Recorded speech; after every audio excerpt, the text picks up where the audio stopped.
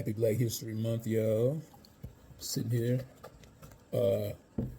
It's a bummy kind of content shooting, I guess, and content working all day. I just got finished listening to Native Land, Tiff and Angela and Andrew Gillum talking it up about the state of affairs in this country.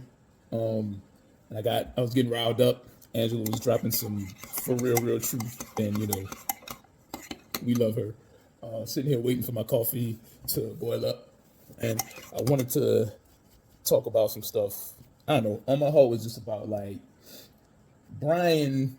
We talk back and forth. Shout out to Brian when it was comics, and he always says, "I work for Mattel." Back in the day, and I never worked for Mattel. It was Hasbro. No, you always say that, but whatever.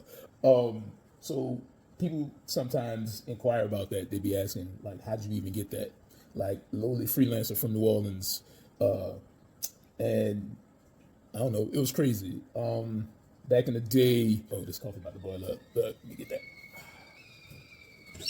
Man, we used to take our portfolios and walk around, stand in line. Man, we used to take companies in the pavilion area at SDCC would look at the portfolios of the amateur artists, and it'd be hours, man. We'd be waiting in line. When my homie Adam, shout out to Adam, my dog, my brother, started doing Comic-Con alongside me, we kind of came up with this idea, and it's from being freelancers and sort of the way we came up. Our mentor Lee kind of showed us that we need to talk to art directors, not just editors, and we need to expand sort of our base of clientele or potential clientele. So we wouldn't just talk to comic folk, even though we love comics. I love comics, but we would talk to almost anybody that we could do illustration for. And we came up with this idea. We would see like all of the companies on the floor, like in the main room at the different shows, especially SDCC. They're selling Transformers. So,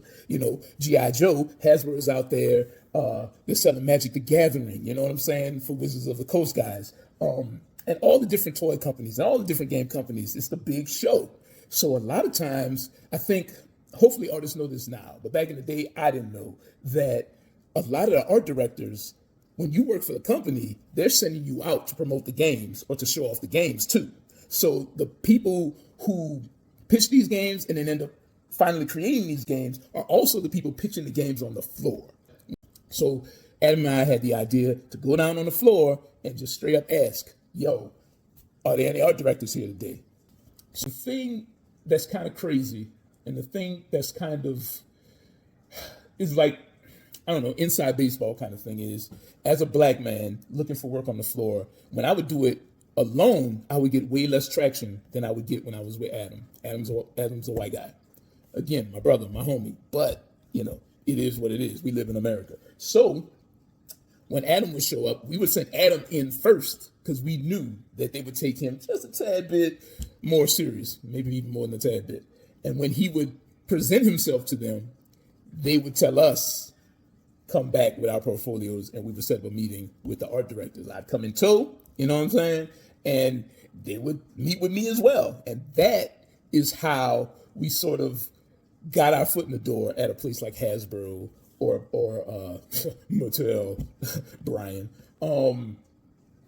And that's how I got a lot of my freelance jobs in like the toy industry and stuff like that. And we went on to work with several other companies and whatnot. And it wasn't always about necessarily gaming the convention floor, but that was one of our streams, one of our avenues to get our foot in the door on those levels. So when I hear in this era, especially black folk, man, I expect other folk to talk crazy, but black folk talking about DEI and how it's unhelpful and championing the BS that we're getting from our current admin is ridiculous. Because one, DEI is not just about black folk. It's not an interchangeable term that means help black folk. That's one thing. It helps several communities, several different people, several different kinds of people, including white people. But also using your allyship to get somebody who is a minority group in the door is not is helpful. It's not harmful. Helping level the playing field because we live where we live is always a good thing. So shout out to Adam. Shout out to allyship. And also, don't believe the BS, man. Help your neighbors, help your brothers, help your people, right?